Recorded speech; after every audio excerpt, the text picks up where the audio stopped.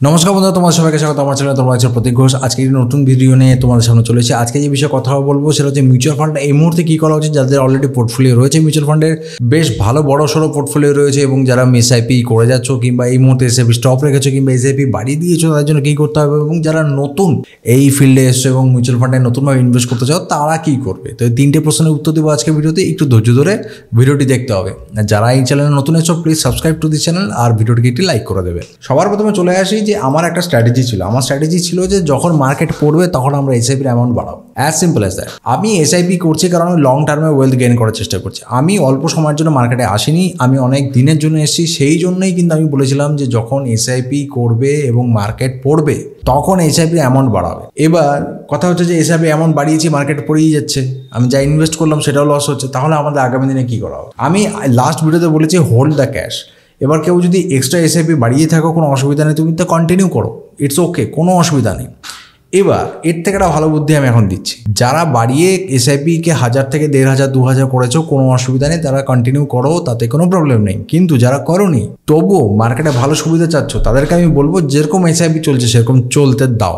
আবার যদি ফার্দার ফল আসে সেই ফলে তুমি লামসাম অ্যামাউন্টে ইনভেস্ট করে দাও, ঠিক আছে? তাহলে পরে তোমার যে এনএভি, যে টোটাল যে এনএভি আছে তোমার পোর্টফোলিওতে, সেই এনএভির অ্যাভারেজটা নিচের দিকে চলে আসবে। এবার তোমরা কখন ইনভেস্ট করবে কখন ইনভেস্ট করবে না আমি অলরেডি একবার ডিসকাস করেছি একটা ভিডিওতে, আমি তবুও তোমাদেরকে বলে দিচ্ছি। এটা হচ্ছে নিফটি চার্ট খোলা রয়েছে, দেখতে পাচ্ছ একটা নিফটি একটা চার্ট বানিয়েছে।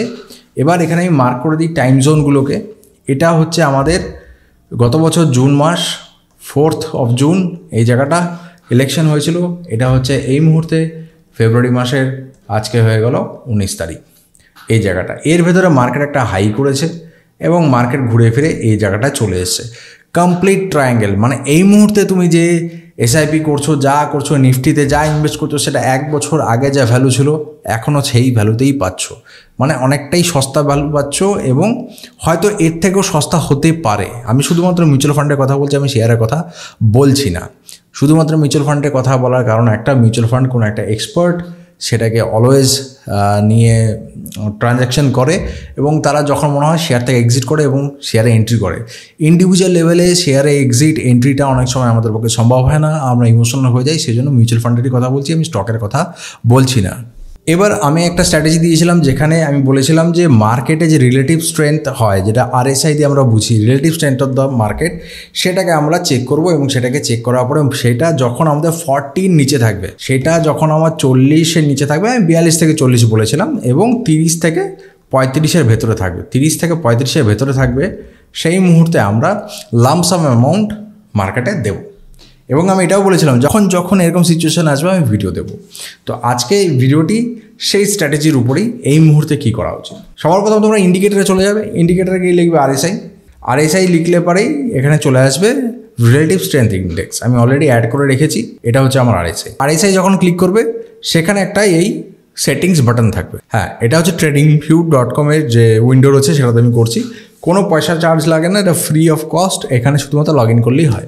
এটাতে ক্লিক করবে, সেটিংসে খুলে যাওয়ার পরে ইনপুটসে এখানে যাবে, এটাকে 14 থেকে 21 ডেজ করে দেবে। 14 মানে 2 সপ্তাহ, মানে 14টা অ্যাক্টিভ ডে আমি 21 নিচ্ছি, আমার মোটামুটি 1 মাস কভার হয়ে যায়। তো সেটা যখন আমরা নেব তখন আমাদের এখানে 21 ডেজে আরএসআই অ্যাপ্লাই হয়ে যাবে। এবার দেখো মার্কেটে বিভিন্ন সময় এরকম নিচের দিকে এসেছিলো, এই মুহূর্তে আরএসআই কত দাঁড়িয়ে আছে যদি আমি এখানে মাউসটা রাখি তাহলে আমি দেখতে পাচ্ছি 38.21 ওভার সোল্ড মার্কেট। এবার যারা অলরেডি এক্সিস্টিং এসআইপি চালাচ্ছ, যারা এসআইপি অ্যামাউন্ট বাড়িয়েছো তারা কন্টিনিউ রাখো, যারা নতুন আসছো তাদের জন্য বলছি আমি স্ট্র্যাটেজিটা কী আছে। কিন্তু যারা এই মুহূর্তে এসআইপি বাড়াতে চাচ্ছ তাদেরকে বলবো একটা ভালো অ্যামাউন্টের লামসাম করে দাও, সপ্তাহে একবার করে করো। টাকাটা তুমি সাপোজ তুমি 10,000 দেবে, তো 10,000 তুমি যখন ইনভেস্ট করবে আমার রায় থাকবে তুমি 10,000কে 4 ভাগে ভাগ করো, 4টে উইকে ইনভেস্ট করে দাও, তাহলে 4টে উইকের অ্যাভারেজ লো তুমি পেয়ে যাবে। একবারে দুম করে দিও না, কারণ নেক্সট উইকে যদি আবার ফল হয়ে যায় তখন তোমার আফসোস হবে। সেই জন্য 4 ভাগে করে দাও। 1 মাসের ভেতরে মার্কেট যা লো বানিয়ে দিবে, তারপরে একটা স্টেডি সাইডওয়েজ মার্কেটে আমরা এন্টার করবো। অনেকে ভাবে আমি বুল রান বলবো, কিন্তু বুল রানটা না একটু দেরিতে হয়তো আসবে। এরকম মার্কেটে পরে সাধারণত সাইডওয়েজ মার্কেটই থাকে, তো রিয়েলিটিকে এসকেপ করে গেলে হবে না। নেক্সট, যারা নতুন মার্কেটে আসতে যাচ্ছ, বস এর থেকে ভালো সুযোগ হয় না মার্কেটে আসার। অ্যাজ আ নিউ বিগিনার বলছি, যারা এক্সিস্টিং রয়েছে তাদের তো রক্ত ঝরছে, সেটা আলাদা ব্যাপার।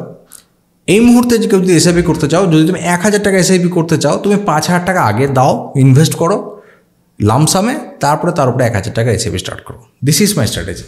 এই স্ট্র্যাটেজির মানে কি, আমি যখন স্টার্ট করছি, আমি যদি শুধুমাত্র 1,000 টাকা করে প্রতি মাসে দিই, তো আমার 5 মাস সময় লাগে, 5 মাসে হয়তো মার্কেটে ফিরে চলে আসবে। আমি বলছি তুমি করো 1,000 টাকারই, কিন্তু এই মুহূর্তে 5,000 টাকা জমা করে দাও। তারপরে তুমি 1,000 করে যখন চালাবে আগামী 5 মাসে, তাতে কী হবে, যে রেগুলার এসআইপিটা করবে আর তুমি যে এসআইপি করবে, তোমার অ্যাভারেজ অলওয়েজ ডাউন থাকবে। তুমি তার থেকে বেশি পয়সা বানাবে ইন দ্য লং রান। যদি বুঝতে পারো কথাটা, তাহলে পরে বুঝবে আমি কী বলার চেষ্টা করছি।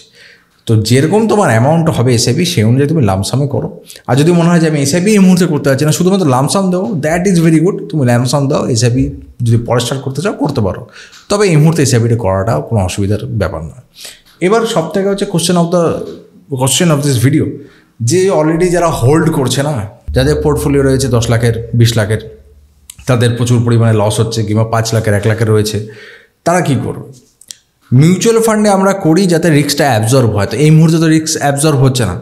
ব্যাপার হচ্ছে মিউচুয়াল ফান্ড যারা শেয়ার নিয়ে কাজ করে না, তারা কাদায় ডাইরেক্ট পা দেয়। যারা শেয়ার নিয়ে কাজ করে তারা কাদায় খালি পেয়ে, যারা শেয়ার নিয়ে কাজ করে তারা কাদায় খালি পায়ে নামে। তাদের পায়ে কাদা লাগে যখন মার্কেট স্ট্রং থাকে, তখন কাদা লাগে না।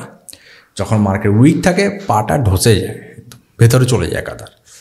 যারা মিউচুয়াল ফান্ড নিয়ে কাজ করে তারা জুতো পরে কাদায় নামে। কিছুটা তো প্রোটেকশন হয়, কিন্তু কাদা যখন খুব বেশি হয়, জুতোর ভেতরেও কাদা ঢুকে যায় এবং পা সেখানে ভিজবেই এবং নোংরাও হবে। তো মিউচুয়াল ফান্ড যতটা সেভ করেছে, আমি এক্সাম্পল দিচ্ছি যে কতটা ডিফারেন্স রয়েছে এই মুহূর্তে আমার পোর্টফোলিও দেখে। আমার মিউচুয়াল ফান্ডে যা, আমি আগে একটা ভিডিও দিয়েছি, আমি 42% আমার লস অফ প্রফিট হয়েছে। তো আমার মিউচুয়াল ফান্ড এখনও 15% আপ রয়েছে গত বছরের হিসাবে। আর যদি আমার ইকুইটি পোর্টফোলিও বলা হয়, অ্যাভারেজে একটা শেয়ার 25% থেকে 16% মাইনাসে বলছি, এর ভেতরে রয়েছে।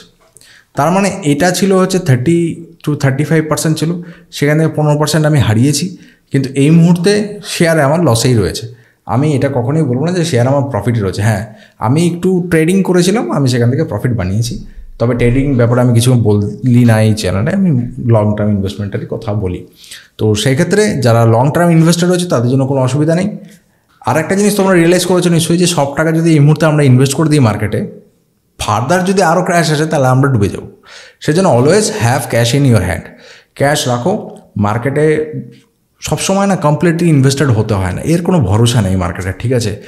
টাকা হয়তো যাবে না, কিন্তু অনেকটা সময় চলে যাবে। মার্কেটে 2 ধরনের কারেকশন হয়, টাইম কারেকশন এবং প্রাইস কারেকশন। এখন প্রাইস কারেকশন হচ্ছে, এর পরে যে মার্কেটটা আসবে সেটাতে টাইম কারেকশন হবে, একটু সাইডওয়েজ চলতে থাকবে। দেখবে একটা রেঞ্জ বানিয়ে নিয়েছে, হয়তো আপার 26,000, নিচে হয়তো 24,000। এই 2,000 পয়েন্টের ভেতরে 6 মাস 7 মাস এরকম জিগজ্যাগ করতে পারে। তো সেটাকে আমাদেরকে মাথায় রেখেই এগোনো উচিত। আশা করি এই ভিডিওতে তোমরা কিছু শিখতে পেরেছো, জানতে পেরেছো, এবং কোনো যদি প্রশ্ন থাকে তোমাদেরকে অবশ্যই আমার কমেন্টে জানাবে, তোমাদেরকে রিপ্লাই করার চেষ্টা করবো। তোমার সাথে দেখা হবে পরবর্তী ভিডিওতে। Good bye.